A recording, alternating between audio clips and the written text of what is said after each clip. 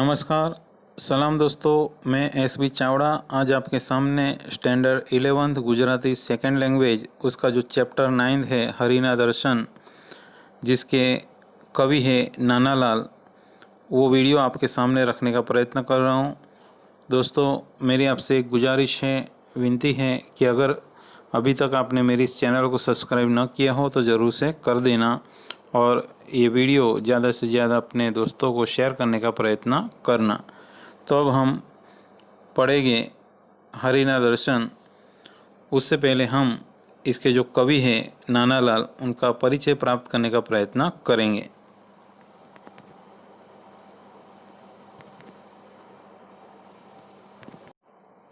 Chapter 9 हरिना दर्शन, જેના કવિનું નામ છે નાનાલાલ। તેઓનો જન્મ 16/3/1877 અને અવસાન 9/1/1946 થયો હતો। નાનાલાલ દલપતરામ કવિ પ્રેમ ભક્તિનો જન્મ અમદાવાદમાં થયો હતો। दोस्तों, यहाँ कवि प्रेम भक्ति ये उनका उपनाम है। एमएनी उपाधि मेळवीने તેમણે પ્રારંભે અધ્યાપન કાર્ય કર્યું।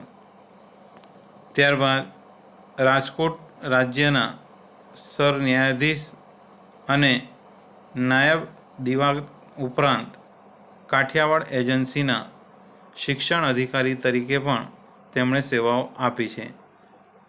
यानी नानालाल जी ने कहते कि उस समय राजकोट राज्य जो था, कहते उसके सर न्यायाधीश और नायब दीवान के उपरांत कहते कि शिक्षण अधिकारी के रूप में भी उन्होंने अपनी सेवाएं दी थी।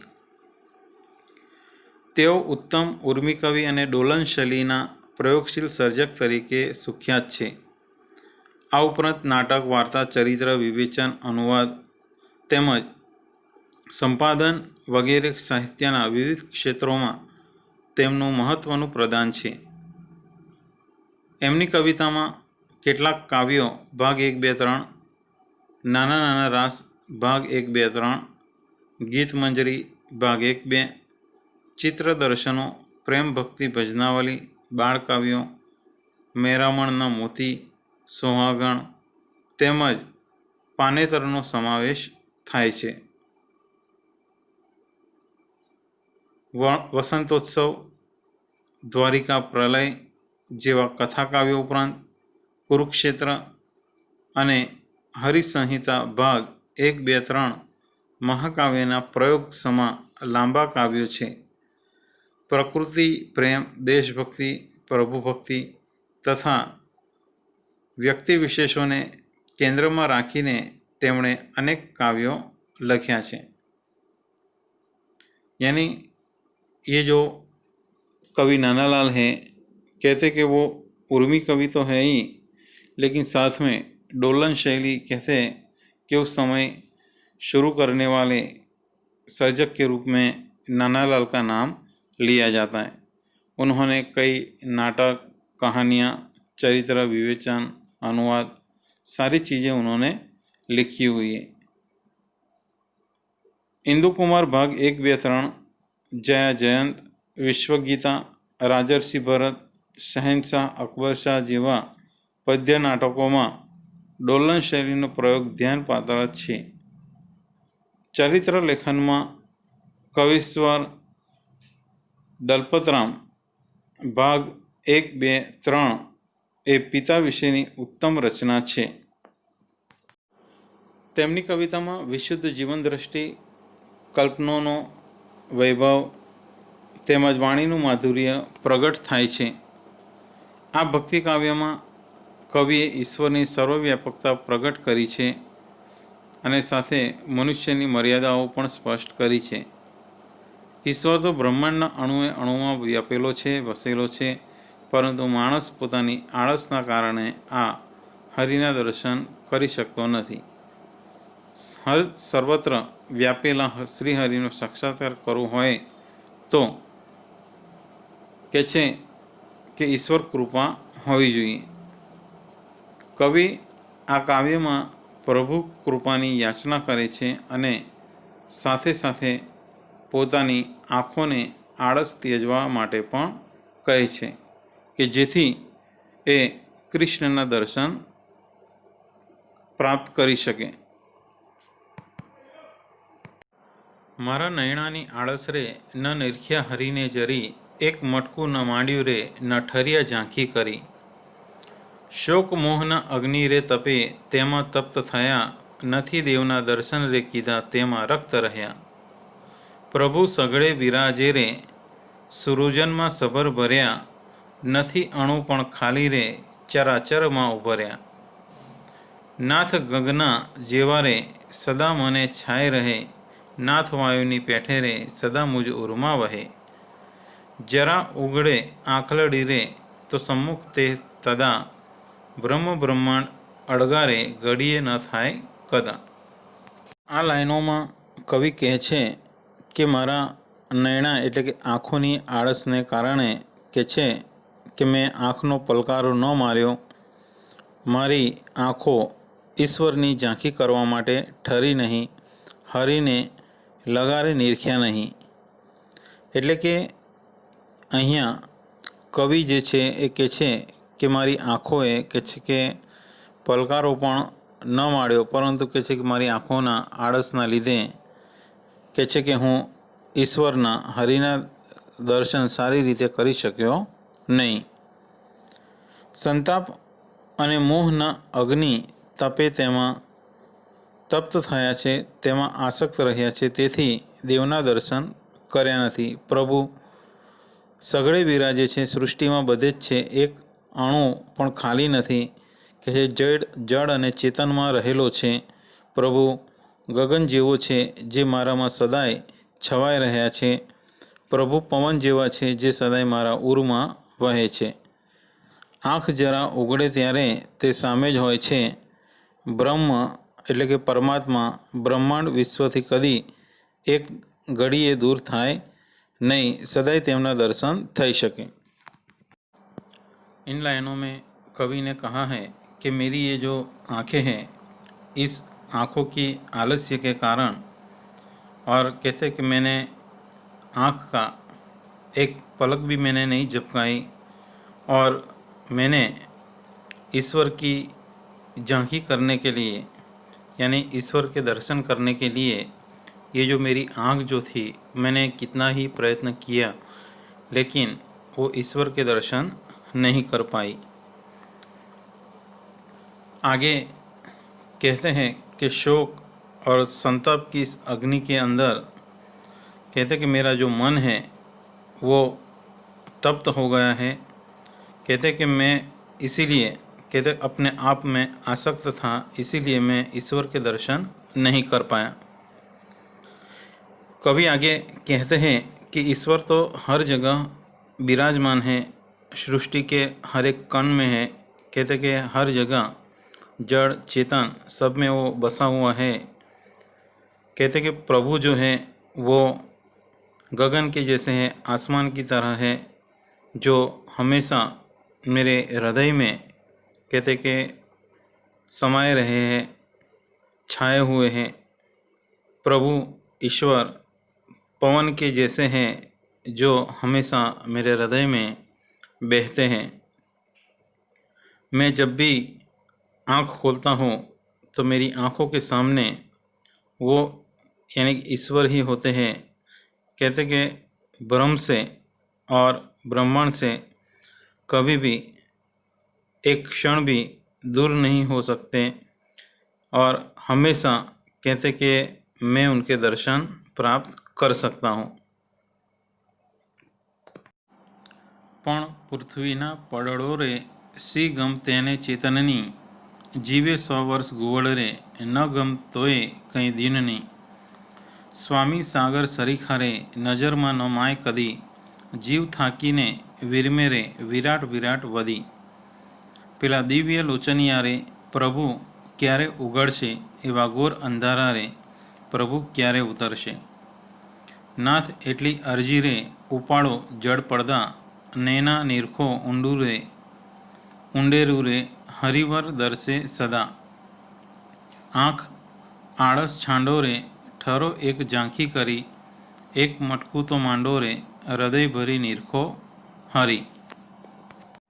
આ લાઈનોમાં કવિ કહે છે કે પણ આ આંખના આ પડળોને ચેતનની શી ગમ હોય, યાની કે આંખના પડદાઓને કે છે કે ચેતનની સમજ સી હોય। જેમ કે ગુવડ 100 વર્ષ જીવે તો પણ તેને દિવસની સૂઝ ન હોય। એટલે કે ઈશ્વર દર્શનની તાલાવેલી વિના ઈશ્વર દર્શન શક્ય નથી। પરમાત્મા સાગર જેવા વિશાળ છે, જે નજરમાં સમાય નથી, યાની આપણી નજરોમાં પણ એ સમાવી શકે તેમ નથી। જીવ વિરાટ વિરાટ એમ બોલીને થાકીને વિરમે છે, એટલે કે જીવને ઈશ્વરના દર્શન થતા નથી। પ્રભુ આપના દિવ્ય નેત્રો ક્યારે ઉઘડશે? પ્રભુ ઘોર અંધકાર ક્યારે દૂર થશે? આપના દર્શન મને ક્યારે થશે? નાથ, આપને એટલી અરજી છે, વિનંતી છે કે આપ મારા આ જળ પડદા એટલે કે સ્થૂળ અંતરપટ ઉપાડી લો। નયનો તમે ઊંડેરું ધ્યાનથી નિરખો, તમને સદાય હરિના દર્શન થશે। હે આંખ, તમે આળસ છોડો, પરમાત્માની એક ઝાંખી કરી ઠરો। એક પલકારો તો માંડો, प्रभु हरि ने हृदय भरी निरखो। यानी यहाँ पर कवि ये कहते हैं कि हमारी आँखों के सामने कहते कि हमारी जो पलकें हैं उन्हें कहते कि चेतन जो होता है, यानी जो चेतन जिसमें चैतन्य होता है उसकी उसे पता होता नहीं है। कहते कि जिस प्रकार जो गुवड़ होता है, गुवड़ यानी कि जो रात को जो पंछी है उल्लू जिसे कहते हैं, जो रात को ही जगता है, कहते हैं दिन को उसे दिखता नहीं है। तो उसी तरह कहते हैं कि ईश्वर दर्शन की जिसके अंदर इच्छा हो उसे ही ईश्वर के दर्शन प्राप्त हो सकते हैं, लेकिन जिसे ईश्वर दर्शन की बिल्कुल इच्छा ही नहीं होती उसे ईश्वर के दर्शन कभी नहीं हो सकते। कहते कि परमात्मा जो है वो बहुत विशाल है। कहते कि वो हमारी आँखों में भी समा नहीं सकते। कहते कि हमारे जो प्राण हैं वो विराट विराट इस प्रकार बोलकर थक कर चूर हो जाते हैं, लेकिन कहते उसे ईश्वर के दर्शन होते नहीं हैं। कवि कहता है कि हे प्रभु, कहते कि आप मेरे इस दिव्य नेत्रों को कब खोल पाओगे? कहते कि हे प्रभु, मेरी ये आँखें, ये दिव्य आँखें कब खुलेगी कि जिससे मैं कहते हैं कि आपका दर्शन कर पाऊँगा और मेरी आँखों के सामने से ये जो घोर अंधकार है वो दूर हो जाएगी। हे नाथ, हे ईश्वर, आपसे मुझे इतनी ही विनती है कि आप मेरे आँखों के सामने से ये जो जड़ पर्दे हैं उसे हटा लो, जिससे कि मैं आपका दर्शन अच्छी तरह से कर पाऊँ। कहते वो अपनी आँखों से कहते हैं कि हे आँखों, हे नैनो, आप अपनी आँखों का ये आलस्यपन छोड़ दो, जिससे कि आप कहते हैं कि अपनी आँखों से वो कहते हैं कि आलस छोड़ दो, जिससे कि हमें प्रभु की एक झांकी प्राप्त हो सके और मैं प्रभु को हृदय भर कर उनको देख सकूं, उन्हें देख पाऊँ। इस प्रकार कवि की यहाँ पर हरि के दर्शन करने की जो इच्छा है वो इन लाइनों में व्यक्त हुई है। હવે આપણે સ્વાધ્યાય જોવાનો પ્રયત્ન કરીશું। પહેલો પ્રશ્ન છે કે નીચેના પ્રશ્નોના એક એક વાક્યમાં ઉત્તર લખો। પહેલો પ્રશ્ન છે, કવિ શા માટે હરિને નિરખી શક્યા નહીં? તો એનો જવાબ છે કે કવિ પોતાના આંખોની આળસને લીધે હરિને નિરખી શક્યા નહીં। બીજો પ્રશ્ન છે, કવિની ભીતર કયો અગ્નિ તપી રહ્યો છે? તો એનો જવાબ છે કે કવિની ભીતર શોક મોહનો અગ્નિ તપી રહ્યો છે। કવિ ઈશ્વરને શી અરજ કરે છે? તો કવિ ઈશ્વરને અરજ કરે છે કે હે ઈશ્વર, હે હરિ, કે છે કે મારી આંખોની સામે આ જે જળ પડદા છે એ ઉપાડી લો। નીચેના પ્રશ્નોના 2-3 વાક્યમાં ઉત્તર લખો। ઈશ્વર કેવા કેવા સ્વરૂપે અને ક્યાં ક્યાં રહેલો હોય છે? તો એનો જવાબ છે કે ઈશ્વર ગગન સ્વરૂપે, વાયુ સ્વરૂપે, સાગર રૂપે કહે છે કે આપણી ચારે તરફ વસેલો છે, તે અણુએ અણુમાં જળ અને ચેતન દરેક જગ્યાએ એ રહેલો છે। ગોવર્ધનના દ્રષ્ટાંત દ્વારા કવિ શું સમજાવવા માગે છે? તો ગોવર્ધનના દ્રષ્ટાંત દ્વારા કવિ સમજાવે છે કે ગોવર્ધનનું જીવન 100 વર્ષનું હોય છે, છતાં પણ તેને પ્રકાશની ખબર પડતી નથી। એવી જ રીતના કહે છે કે ઈશ્વરની કૃપા વિના વ્યક્તિ ગમે એટલો પ્રયત્ન કરે તો પણ તેને ઈશ્વરનો સાક્ષાત્કાર થતો નથી, એમ કવિ અહીંયા આ ઉદાહરણ દ્વારા સમજાવે છે। નીચેના પ્રશ્નોના સવિસ્તાર ઉત્તર લખો। આ કાવ્યનો મધ્યવર્તી વિચાર સ્પષ્ટ કરો।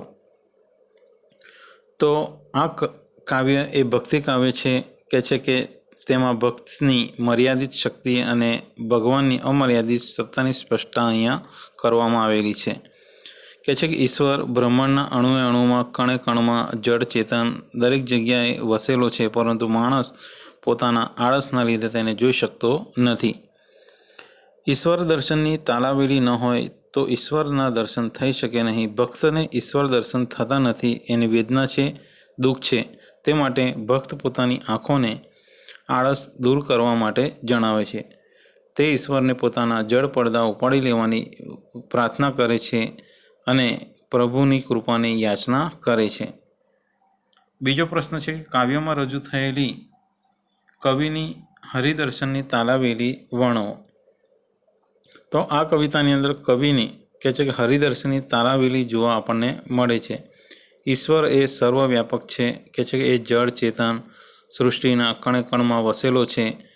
કહે છે કે કવિને હરિના દર્શન થતા નથી, તેમાં તે પોતાના આંખોની આળસને જવાબદાર ગણે છે। હરિના દર્શન કરવા માટે ઈશ્વરની કૃપા જરૂરી છે, તેથી સાથે સાથે આળસ પણ ત્યાગવો જરૂરી છે। કવિ પોતાની આ મર્યાદા બરાબર જાણે છે, તેથી જ તે ઈશ્વરને વિનંતી કરે છે કે તમે મારી આંખોની સામે જે જળ પડદા છે એ ઉપાડી લો અને આંખોને આળસ છોડીને હરિના મન ભરીને દર્શન કરવા માટે જણાવે છે। तो दोस्तों, आपको मेरा ये वीडियो ज़रूर पसंद आया होगा। दोस्तों, मेरी आपसे एक रिक्वेस्ट है कि अगर मेरे इस चैनल को अभी भी सब्सक्राइब न किया हो तो ज़रूर से कर देना। तो दोस्तों, मैं अगला वीडियो ज़रूर आपके सामने लेकर उपस्थित होऊंगा। तब तक के लिए धन्यवाद, आभार, थैंक्स।